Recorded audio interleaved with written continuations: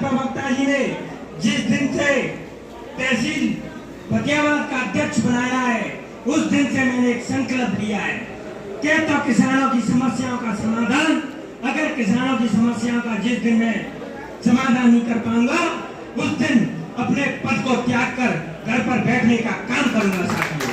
लेकिन किसानों के मान सम्मान से समझौता नहीं करूंगा। किसानों के मान सम्मान से समझौता नहीं।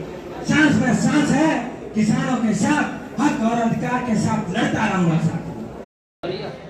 कि जहां पंचायत लगी होती है वहां पंच परमेश्वर होता है, लेकिन सबसे बड़ा पंच हमारा पंचायत करने वाला पंच हमारा परमेश्वर ऊपर वाला है। तो सबसे पहले हम श्री राम भगवान रामचंद्र जी की वंदना करते हैं कि नीलाम भुज श्याम मलिको मलंगम सीता शमारो पितराम बागम पारो महासा यक चार चापम नमामि रामं रघुवंशनाथं नमामि रामं रघुवंशनाथं। भाई भगवान को तो हम बुलाएंगे क्योंकि किसान का भगवान के अलावा दूसरा कोई नहीं है। वैसे किसान भगवान अधिकारी को मानता है, लेकिन अधिकारी नहीं सुनेगा तो हमारे भगवान। अगर जून लास्ट तक ये डीपी नहीं रखी गई फिर क्या होगा?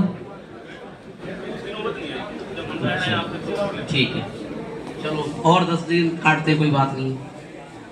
आकाश भदौरिया जी, आप अपने मिनिस्टर साहब को एक मास्टर से अनुरोध किया था खुराक बसंती में सूचना डालते हैं, लाइट क्यों कट रही है जय साहब इस संबंध में रवैया से, तो आप ये तीसरा बिंदु अवगत करें